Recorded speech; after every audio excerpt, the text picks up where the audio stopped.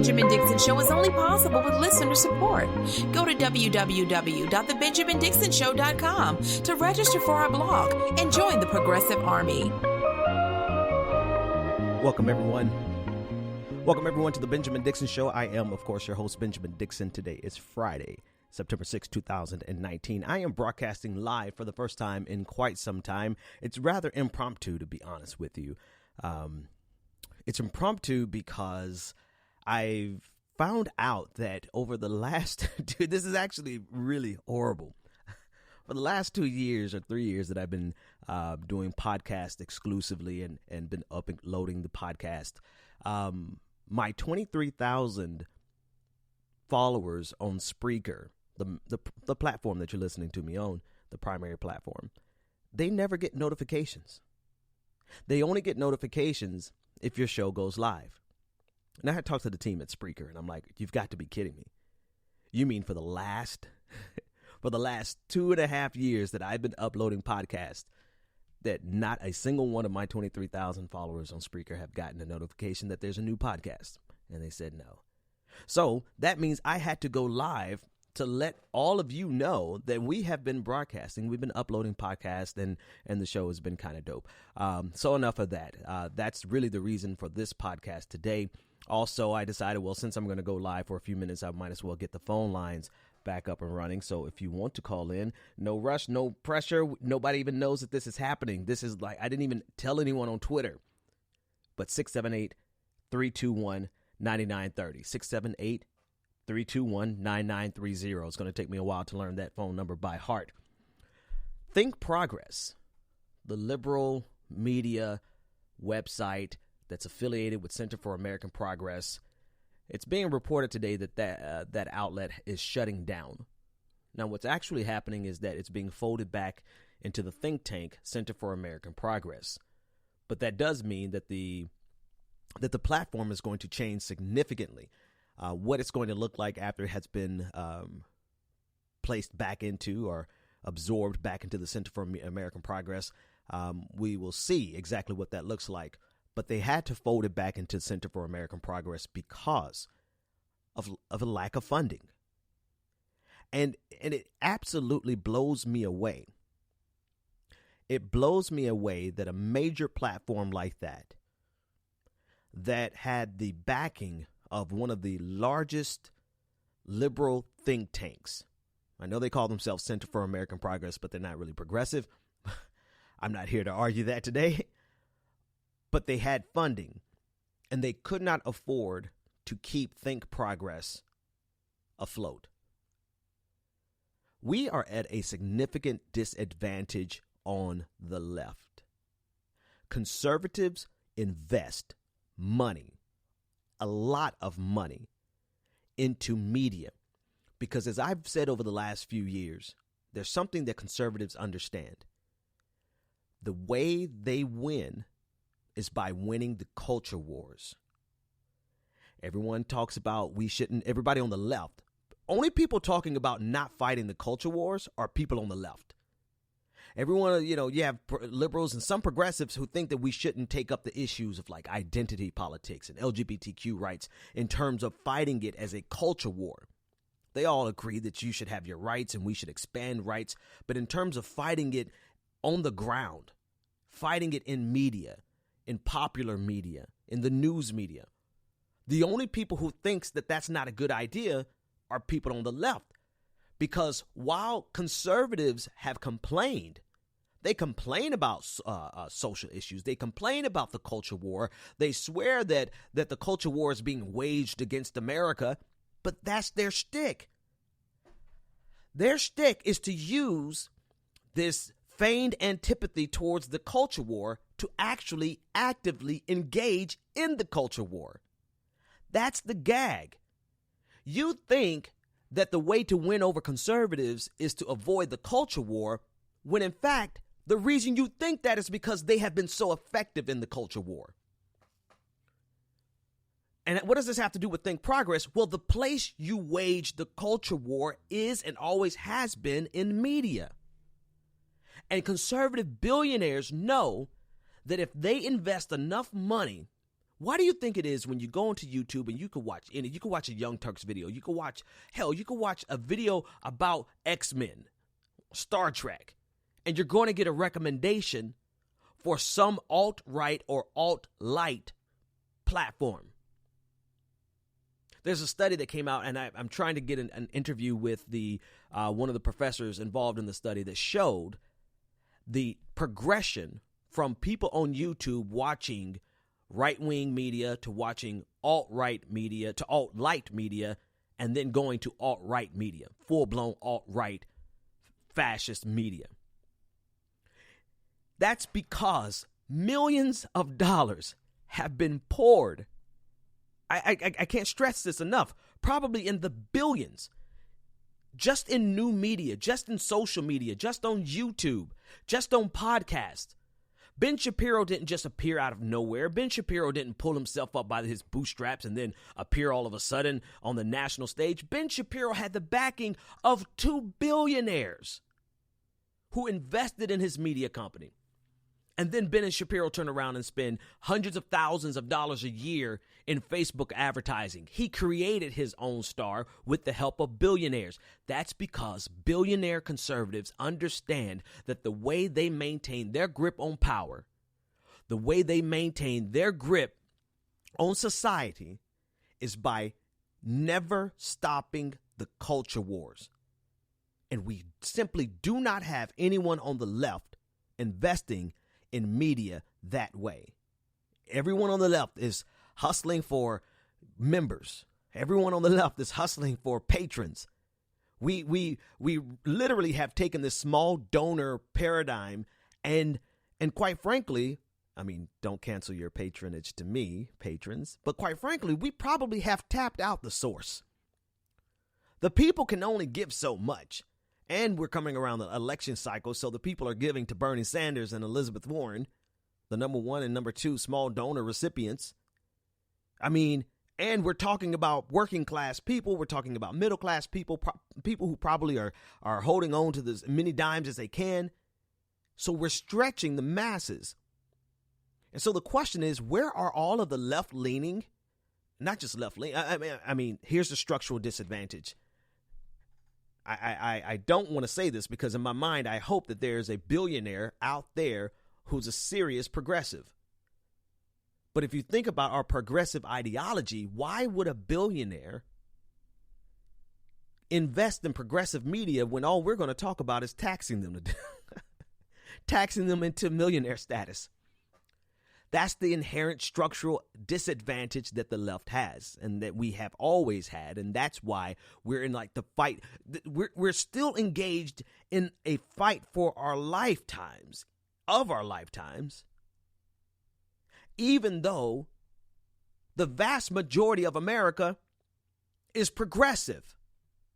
The vast majority of America agrees on climate change. The vast majority of America agrees on LGBTQ rights, agrees on civil rights, agrees on, I mean, it's a shame that we have to discuss the Voting Rights Act 50 years later. But the vast majority of America agrees on these things, and yet we can never make progress. That's because billionaires have been able to slow down American progress by investing their money into conservative media.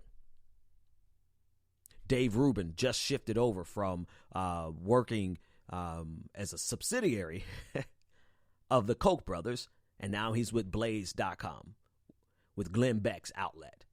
That's because there's millions of dollars just sitting around. Prager University, millions of dollars just sitting around. And we can't seem to get more, no offense, but we can't seem to get anything more than the Young Turks off the ground. Shout out to Roland Martin. He did Roland Martin. If you don't know him in my circles, you should know him. I shouldn't even have to say this, explain who he is. But shout out to Roland Martin, because as he described what he was able to do over the past year with just 2,500 members to broadcast over some 200 hours of content, podcast. I mean, he really hit the ground and he ran with it. But that's just one platform. That's just one. Think about all of the platforms that the right has at their disposal. You got PragerU. You've got Turning Points USA, they have their own media outlet. You had NRA TV. They just kind of went defunct, but they're still lingering around. You have Blaze.com. You have the Daily Wire. You have, I can't even name them all. There's the new network that you can go and get a subscription to and get all of the different. It's Steve Levin or the Levin guy, Mark Levin, the guy who talks like this. He's the other guy who talks like this. All of them, all of these platforms, and I just named a few. I've only named a few.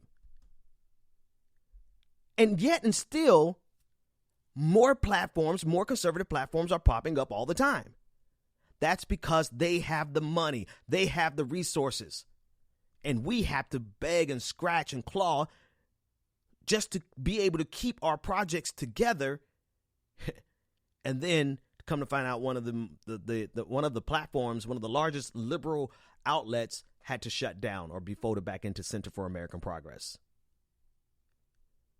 Can you imagine how much progress could be made in this country if we had billionaires invested in progressive media the way billionaires are invested in conservative media? The only way you can have a percentage of the American population still not believe in climate change. Let me boost these levels a little bit. I didn't realize these levels are so low. The only way you can have nearly 50% of the voting electorate not believe in climate change, when the vast majority of Americans in general do, is because of conservative media. Conservative media continuously pounding the idea that it's a hoax, continuously pounding the idea that it may be happening, but it's not happening as a result of human activity, or whatever delusion that they're trying to sell. Like Ben Shapiro saying, well, if it happens, then you could just sell your property. The only way you can get away with that is if you have billions of dollars poured into media to get consent, to manufacture consent. Listen, I don't care what side of the spectrum, how far on the spectrum you are in terms of leftism. I don't care if you're center-right centrist all the way to Marxist-Leninist. Not a single one of any of our goals will be accomplished if we keep losing ground because of media.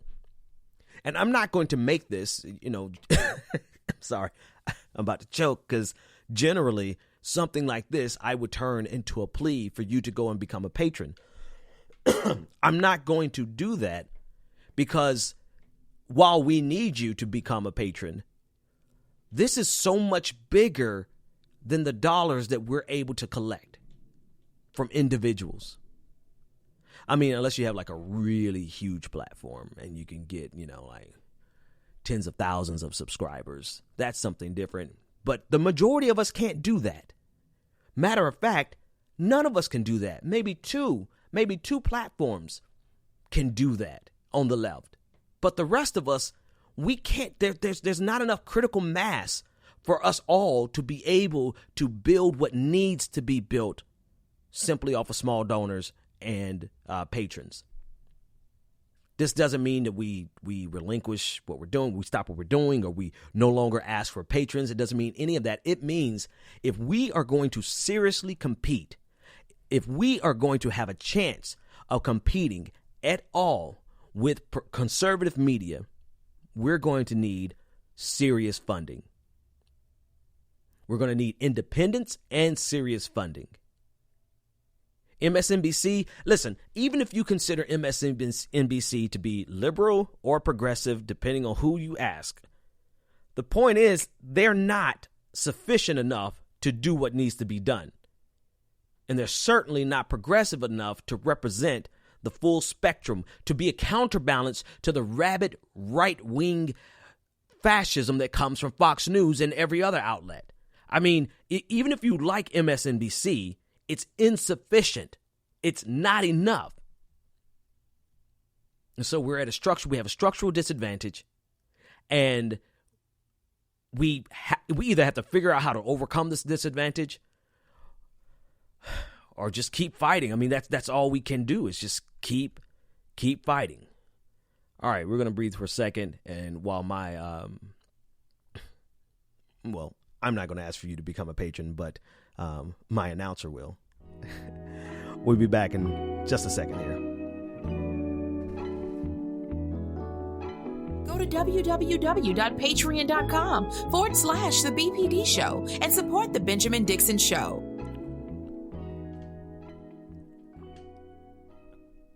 And as much as we would like to imagine a society where we weren't dependent on advertisers. That's the problem with YouTube. Advertisers are now dictating the type of content we can create. Well, that's always been the paradigm, right? We just see it now trickling down to independent media on YouTube. And that's as much as we would like a society that isn't dependent on that. The reality of it is we have to fight in the society in which we live. Like we can't take this fight on with our idealism, with our being idealistic and thinking that we're going to be able to fight presently the way we want society to be tomorrow. I know I could say that a whole lot better. Let me try that again. In other words, while we would like a world where we don't have to worry about advertisers, and we would like a society in which we didn't have to ask billionaires to invest, the reality of it is that's what we're fighting against. And that's the nature of society. That's the nature of our media structure. That's the nature of America. And so we can't get into this fight expecting to change this by operating outside of it. Other words, saying, oh, well, we don't need any advertisers. We're going to do this without advertisers. Okay. And then saying, oh, we're going to do this without any investors. Whew. Okay. Is it possible? I can't really I'm broaching a subject that I can't really talk about, which kind of sucks. Is it possible? In actuality, it is possible. And I have seen it done because I helped do it. But that's just one platform. The North Star is just one platform. And one platform can't go up against all of conservatism. We'll just leave it at that. You're not going to be able to take on all of conservatism with one successful platform. It helps. But what happens now if let's say you have 20,000 subscribers with one outlet, like the North Star, or you have 30,000 members. I think the last estimate I heard for the YoungTurks.com. I don't know why I said .com. TYT. I mean, that's 50,000 people taking. How many individual donors and members do you think we can get? How many of those people can pay them to multiple platforms? I mean, I do not believe that there are enough individuals out there to create the necessary opposition to conservatism. When conservatism isn't funded by small donors, conservatism is funded by billionaires. So they don't have to worry about memberships. I'm sure they have membership models, but at the end of the day, if they don't make the millions of dollars through the membership, they still are doing the bidding of the billionaires because they helped influence enough people to get a tax break through Donald Trump. I mean, come on. This is not an academic exercise. This is real. All right. This is real. The tangible reward of billionaires investing in conservative media has paid off for them already. And here we are, like we're either recycling members, cannibalizing members from each other, or memberless, hanging on for dear life. So what's the solution? The solution is it's high time for all these billionaires on the left who want to just wade into the presidential election like Tom Sawyer, or whatever. I can't even think of that man's name at this point. I guess I can Google it on the fly. But all these billionaires who decided and millionaires who threw themselves into the ring for some vanity project. Steny Hoyer. Not Steny Hoyer. He's what's this guy's name? The guy that just dropped out. But all these people who invested billions of dollars, strike that, let me get the right amount, millions of dollars, tens of millions of dollars into a vanity project, or for whatever reason, maybe they were sincere about it. Maybe they just wanted to be a single issue individual and get that issue on the table. Whatever it was, millions of dollars have already been poured into this presidential election for people who, quite frankly, like, you know, I don't want to alienate you already because I need to get a meeting with you, but you weren't going to win. And here's the thing. $1 million in progressive media goes a long way. 3 million goes an obscenely long way. And so we've got to change our approach. We've got to include in our arsenal not only an appeal to become a patron, not only an appeal to get members, not only an appeal to get better advertising, right? There are a couple of progressive media companies, advertising companies that are doing their best to get advertisers that align with our philosophy and our ideology, and God bless them. I mean, more power to them. I hope they succeed. But include it in our arsenal, fighting back against this monstrous, conservative, billionaire-fueled machine. We've got to start holding our millionaires and billionaires on our side. We have to start calling them and tell them to listen, you need to invest in this media. And it needs to be more than just the Young Turks. It has to be. It has to be, because think about it. We get excited about the Young Turks. Some people still get excited about it. That's one outlet. One outlet. And Ben Shapiro was funded by billionaires, and in like 2 years flat, he became a rival to what Cenk and them have been building for over a decade. And that's just the Blaze. PragerU. The list goes on and on and on. And all we have is TYT. And of course you have individual shows that are doing fine and that are doing good, but they aren't doing well enough to be able to build. See, here's the difference. Here's the fundamental difference. Conservatives have a pipeline. They have an infrastructure and a pipeline that they can take a nobody that nobody knows, who has a modicum of talent and a modicum, conventionally attractive. Take somebody like Candace Owens, right? I don't think she's conventionally attractive, but somebody does, apparently. But that's besides the point. The point is, they are able to take a nobody like that and in 1 year's time make her the most influential Trump supporter out there.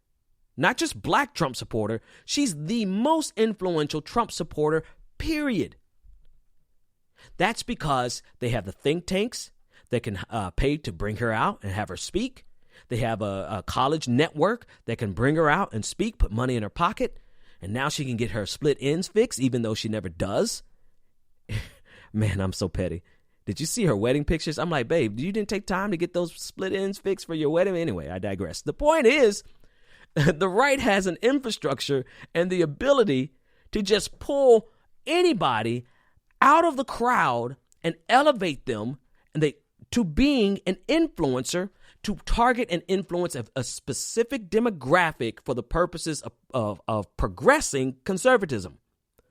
In other words, they found them a black woman, they found them a Muslim man, they found them they found a LGBTQ person, and all they do is they put them through the conservative pipeline. They get them radio appearances. They get them television appearances. They get them on Fox News. They get them a show. They get them a job with a think tank. And so all that person has to do is to just come up with the very best propaganda they can possibly come up with and put on a show. And it is an infrastructure. It's not a one-off. It's not a mistake. It's not by happenstance that Ben Shapiro is now one of the biggest conservative, quote unquote, thinkers in the game.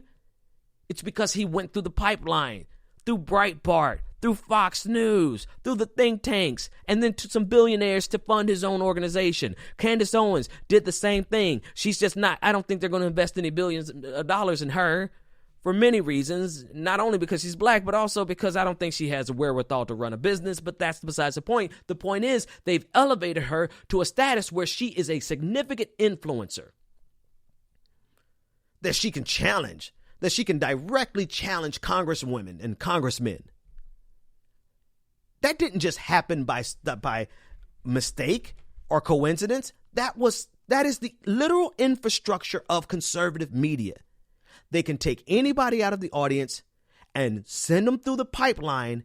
And at the end of, when they come out of the other side, they're going to be a conservative superstar who is now making millions of dollars spreading propaganda.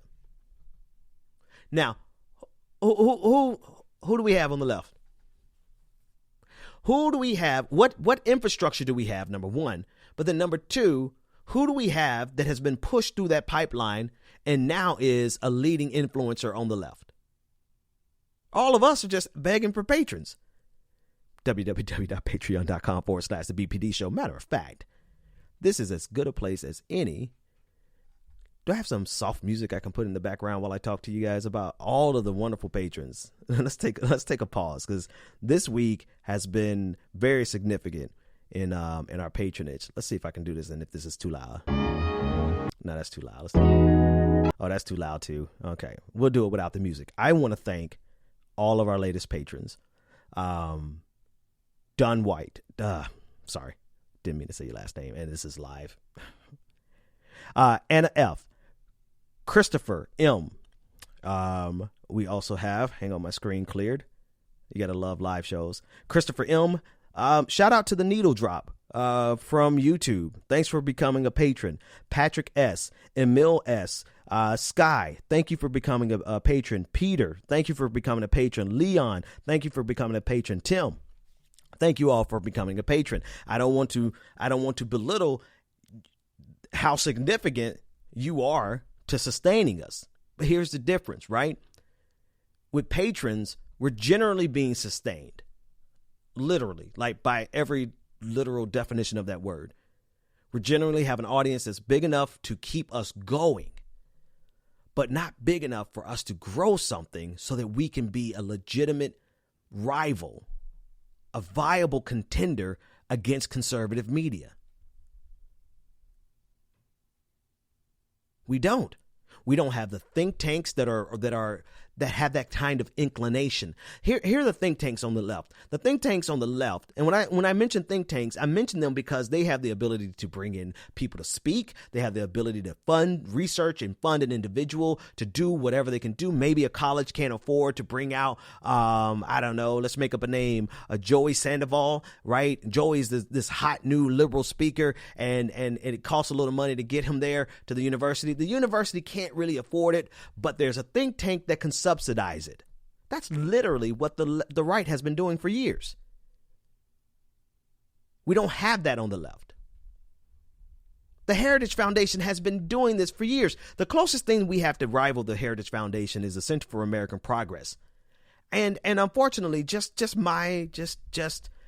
out of sheer experience with the leader of the Center for American Progress, Neera Tanden, I mean, we don't have the inclination, or rather not we, they simply don't have that type of thinking. I gotta call a spade, and I really hate having to do this.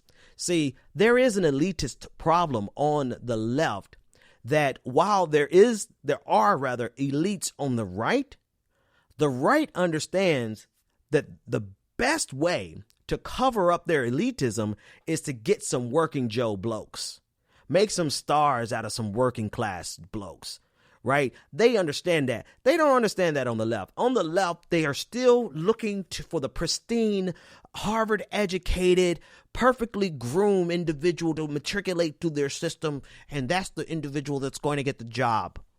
That's and don't have the talent or the charisma necessary to go head to head against a Ben Shapiro or head to head against Candace Owens. You got somebody who looks the part. You got somebody who sounds the part, The left, they have people, the liberals, they have people who have the pedigree. They went to the right schools, they look the part, they sound the part, but they won't stand a chance against the cutthroat nature of right-wing pundits and commentators and propagandists. And so part of the problem is while we have only a few institutions on the left, those institutions on the left are more concerned with the appearance and the pedigree and who did you work for before. Elitism. But on the right, man, they'll get a no-name, split-end, frumpy-looking Candace Owens and turn her into a megastar. Why? Because she had the talent. She had the raw talent necessary to make a dent, and they funded her. The millionaires funded her, or the millionaires put her on their shows. The billionaires funded her, along with so many other people. Charlie Kirk, oh my God, Charlie Kirk is a moron. But he's a moron with the backing of billionaires. And he was able to start a nationwide organization that's on the campuses of hundreds of universities. And he's able to make an impact for capitalism directly. The point is this. In addition to all of our wonderful patrons, please go become a patron, right? We need you to do that. In addition to that, we have to start recruiting big dollars. And we're going to have a strategy, a pipeline that we can amplify progressive voices and put them on a national stage so that they can compete and fight back against the culture war that's being waged on us by the right. Just think about that. Who on the national stage is fighting? See, this is how I know there's nobody. You know who Candace Owens and Ben Shapiro and all of them, who they're trying to fight? They're trying to fight our politicians. That's because we on the left have not elevated people to the stature to be able to directly call them out and say, no, you're not going to debate AOC. You're going to debate me. And we don't do that on the left because we don't have the infrastructure on the left. And we don't have the infrastructure on the left because we don't have the organizations. We don't have the think tanks. We don't have the billionaires investing in us like the right does. And those organizations that we do have an elitism problem. So what's the solution? Solution is I'm about to get some phone numbers and I'm about to start making some calls because I built one company and we could build another one and start creating that infrastructure and start putting people through the pipeline so that we can see all these. I want to get some progressives. Like, I don't care what color, I don't care what race, I don't care what orientation, I don't care what gender, I don't care who they are. If they've got that chip on their shoulder, that grit, that determination, that gumption, that get right, and they have the knowledge. I don't care what school they went to. I don't care what class they came from. We need to package them up, pump them through the progressive pipeline, elevate them all the way to the top, and let them go out there and fight on our behalf the way that conservatives are putting voices out there to fight on their behalf. Okay, that's the live show. Listen, obviously, I really didn't expect any phone calls because I didn't tell anybody I was even doing this. But next week, we'll do another Friday, Phone Call Friday. And we'll keep it rolling. Thanks so much. Go to patreon.com. Let me play this this closing, and I will see you next time.